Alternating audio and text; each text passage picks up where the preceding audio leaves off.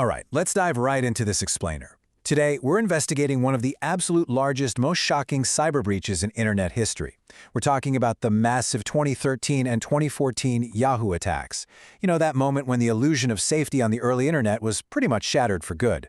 This was a hack that actually went undetected for years. So we're going to break down exactly how this unprecedented breach happened in super easy terms, and pinpoint the critical human mistake that made the whole thing possible. And, most importantly, we'll walk through exactly how you can prevent these types of attacks from wrecking your own digital life in the future. First off, we've got to talk about the sheer magnitude here. 3 billion. 3 billion accounts. The scale of this is just staggering, right? That was nearly half the population of Earth at the time. I really want you to let that number sink in for a second. It's like, imagine virtually every single person in North America, South America, Europe, and Africa suddenly having their digital front doors kicked wide open, all at the exact same time. We're not talking about some niche website or a tiny targeted attack here. This was Yahoo. They were a cornerstone of the internet, a primary email provider, a huge hub for news and finance. When a number gets this incredibly massive, it completely stops being just a statistic. It becomes a full-blown global security crisis. So it begs the question, how exactly did half the internet get hacked? With numbers that massive, it's super easy to picture this whole Hollywood scenario, right? You know, supercomputers, advanced syndicates of hackers typing furiously in some dark, neon-lit room. But, well, the reality of modern cyber warfare, it's often way more practical than that. And the real-world consequences of this practical approach were absolutely devastating. Get this. At the time the breach was finally disclosed to the public, Yahoo was actually right in the middle of being acquired by the telecom giant Verizon. Now, trust is literally the ultimate currency in the digital age.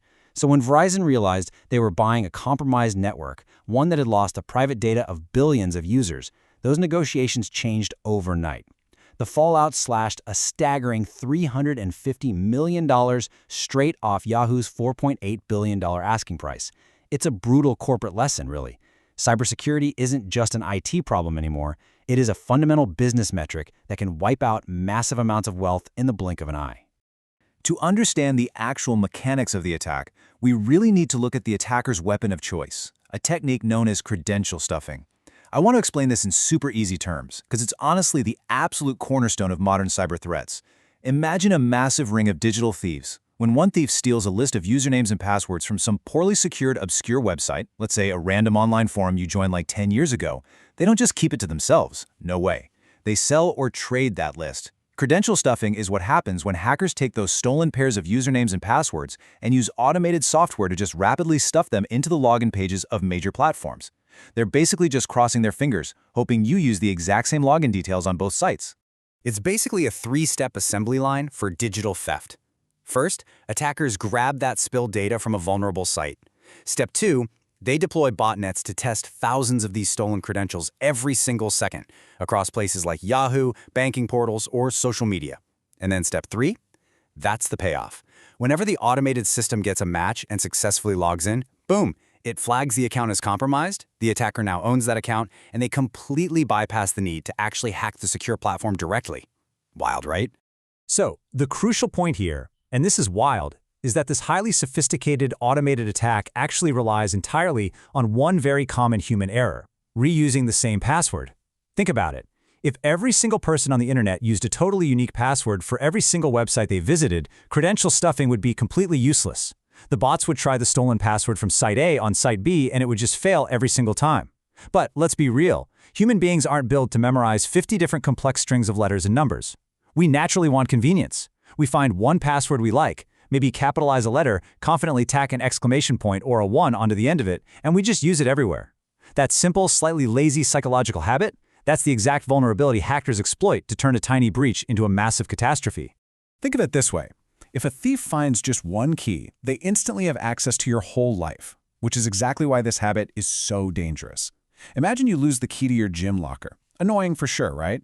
But what if that gym locker key was also the exact same key that started your car, unlocked your front door, and opened your bank vault?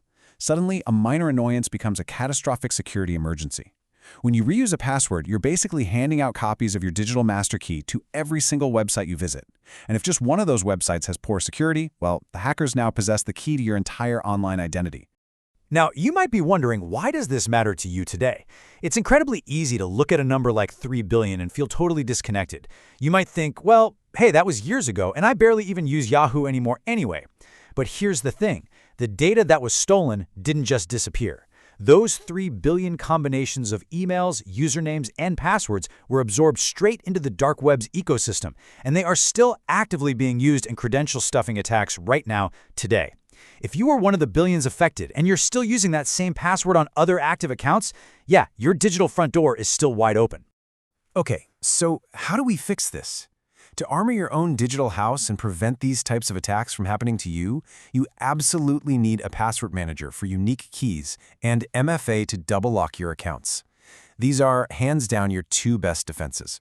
First, a password manager completely eliminates that human error of password reuse we talked about. It acts like a digital keymaker, generating a complex, completely unique, uncrackable password for every single site you visit. And it actually remembers them all for you. You only have to remember one master password to unlock the manager itself. Second, multi-factor authentication, or MFA, is your fail-safe. Even if a hacker successfully steals your password, MFA requires a second piece of proof, like a temporary code texted to your phone or an alert on an authenticator app. It basically means that having the key isn't enough. They also physically need your device to turn the lock. We've seen how a simple habit like password reuse, especially when combined with automated credential stuffing, can literally compromise 3 billion accounts and wipe hundreds of millions of dollars off a tech giant's valuation. The Yahoo breach was a massive wake-up call for the entire internet. But the real question is, have you hit snooze on your own security? Seriously, take 10 minutes today to set up a password manager, turn on MFA for your most sensitive accounts, and finally retire those old passwords. Let's not make it easy for the bots. Because, as we wrap up this explainer, the absolutely most important question you have to ask yourself right now is this: is your digital master key already floating around out there in the dark?